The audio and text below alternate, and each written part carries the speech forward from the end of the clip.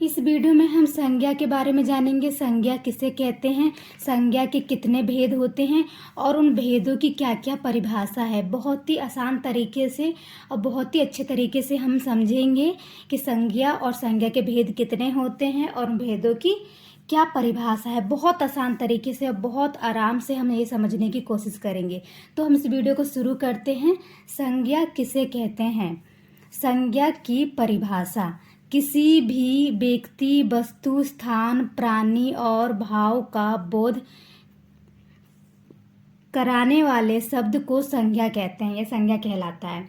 इसका क्या मतलब है। इसका अर्थ हुआ कि किसी भी व्यक्ति, किसी भी वस्तु, किसी भी स्थान, किसी भी प्राणी और किसी भी भाव का, ठीक है, कोई भी भाव है, कोई भी व्यक्ति है, कोई वस्तु है, उसे हम संज्ञा कहते हैं। एक लाइन में अगर मैं आपको समझाऊं तो संज्ञा का मतलब है आप जितनी भी वस्तु है अपने आसपास देखते हो, कोई भी वस्तु, किताब, कॉपी, कोई भी वस्तु देखते हो, व्यक्ति, प्राणी, किसी जगह का नाम, नदी, कोई भाव, सभी का जिसका कोई अपना नाम है, जिसका कोई ना कोई नाम है, वो सब क्या कहलाता है, संज्ञा कहलाता है।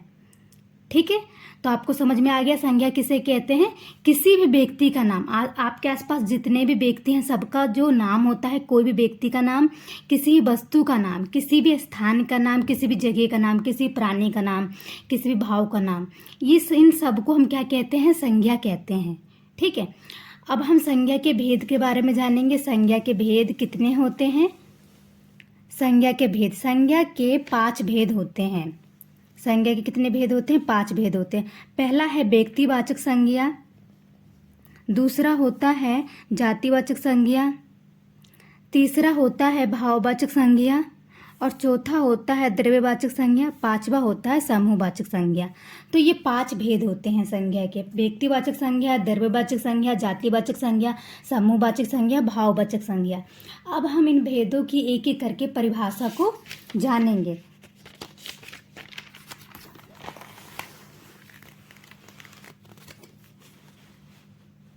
व्यक्तिवाचक संज्ञा की क्या परिभाषा होती है। व्यक्तिवाचक संज्ञा की परिभाषा, जो किसी व्यक्ति, वस्तु या स्थान के नाम का बोध करता हो, जो किसी खास व्यक्ति, वस्तु या स्थान के नाम का बोध कराता है या करता है, उसे हम व्यक्तिवाचक संज्ञा कहते हैं। जैसे कि राम, दिल्ली, गंगा, किताब आदि। इसका क्या अर्थ हुआ। इसका अर्थ है कि जो किसी भी खास व्यक्ति का नाम, किसी भी खास वस्तु का नाम, किसी भी खास स्थान का नाम, उसको हम व्यक्तिवाचक संज्ञा कहते हैं। संज्ञा क्या था, किसी का नाम, किसी व्यक्ति का नाम, किसी वस्तु का नाम, किसी स्थान का नाम, किसी जगह का नाम। और व्यक्तिवाचक संज्ञा क्या है, किसी खास व्यक्ति का नाम, किसी खास वस्तु का नाम, किसी खास स्थान का नाम, उसे हम व्यक्तिवाचक संज्ञा कहते हैं। जैसे कि यहाँ पे लिखा है राम। राम एक लड़के का नाम है और नाम क्या होता है, खास होता है। ठीक है, राम किसी लड़के का नाम है, वो खास है। ठीक है, तो ये व्यक्तिवाचक हुआ। दिल्ली किसी खास जगह का नाम है, गंगा, किताब आदि। तो आपको समझ में आ गया व्यक्तिवाचक संज्ञा किसे कहते हैं। किसी भी खास व्यक्ति, वस्तु, स्थान के नाम को हम व्यक्तिवाचक संज्ञा कहते हैं। अब हम देखेंगे जातिवाचक संज्ञा किसे कहते हैं, इसकी परिभाषा क्या होती है। तो जातिवाचक संज्ञा किसे कहते हैं, जिस संज्ञा से किसी जाति के सभी प्राणियों या पदार्थों का बोध होता हो, उसे जातिवाचक संज्ञा कहते हैं। इसका क्या अर्थ है। इसका अर्थ है जिस संज्ञा से किसी जाति के सभी प्राणियों का बोध हो। ठीक है, जैसे कि अगर मैं कहूँ कि सभी लड़की बहुत अच्छी होती है, ठीक है, तो मैंने लड़की की सारी जातियों को बोला है कि लड़की की जितनी भी जात है, वो चाहे गीता है, सीता है, मैंने किसी का एक नाम नहीं लिया। अगर मैं किसी का नाम लेती सीता, तो एक लड़की का नाम है, वो क्या हो जाता है, व्यक्तिवाचक संज्ञा, जो कि हमने ऊपर सीखा। ठीक है, अभी मैंने बोला लड़की, सभी लड़की अच्छी होती है, तो मैंने लड़की की सारी जाति को बोला है, तो ये जातिवाचक संज्ञा में आ जाएगा। नदी, मैं बोलूँ कि नदी का पानी बहुत मीठा होता है, तो मैंने किसी एक नदी का नाम नहीं लिया है, मैंने सभी नदी के बारे में बोला है। ठीक है। अगर मैं ऐसे कहूँ कि पुस्तक हमें बहुत कुछ सिखाती है, तो मैंने किसी एक पुस्तक का नाम नहीं लिया है, सभी पुस्तक के बारे में बताया है। तो ये क्या है, मैं इस पुस्तक की सभी जाति के बारे में बता रही हूँ। तो यही इसमें लिखा है कि जिस संज्ञा से किसी जाति के सभी प्राणियों या पदार्थों का बोध हो, किसी एक का बोध ना होकर उसकी पूरी जाति का बोध हो, उसे हम जातिवाचक संज्ञा कहेंगे। व्यक्तिवाचक में क्या था, किसी का नाम, किसी खास का नाम, ठीक है। और यहाँ पे क्या है, जाति में हम उस चीज़ की पूरी जाति का बोध करते हैं। जैसे कि मैं कहूँ सभी लड़के बहुत खेलते हैं, ठीक है। तो मैंने किसी का नाम नहीं लिया कि अर्जुन बहुत खेलता है या राजू बहुत खेलता है। अगर मैं किसी का नाम लूँगी तो व्यक्तिवाचक संज्ञा हो गया। मैंने बोला सभी लड़के बहुत खेलते हैं, तो मैंने लड़के के सभी जात को बोला है, तो ये जातिवाचक संज्ञा कहलाएगा। अब हम देखेंगे समूहवाचक संज्ञा किसे कहते हैं। समूहवाचक संज्ञा, जिस संज्ञा से किसी समूह का बोध हो उसे समूहवाचक संज्ञा कहते हैं। जैसे कि क्लास, सेना, परिवार आदि। समूहवाचक संज्ञा का क्या अर्थ है, समूहवाचक संज्ञा का अर्थ है जिससे किसी समूह का बोध हो। जैसे कि क्लास, जहाँ पे एक तरह के लोग बहुत ज़्यादा संख्या में होते हैं, क्लास हो गया, सेना हो गया, परिवार हो गया, ठीक है।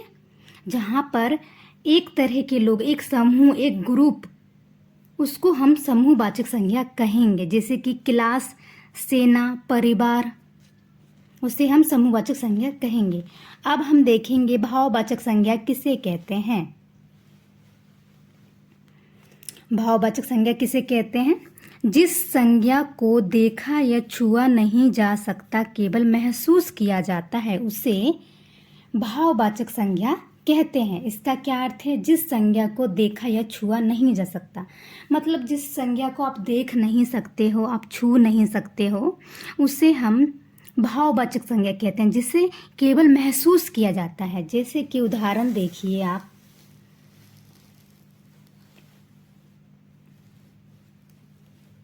उदाहरण है अच्छा, उदास होना, ठीक है, जिसको हम छू नहीं सकते हैं। कोई कितना अच्छा है, हम उसे छू नहीं सकते हैं, ठीक है ना, हम इसे देख सकते हैं, हमें बस वो महसूस हो सकता है, हमें वो फील हो सकता है कि वो व्यक्ति बहुत अच्छा है।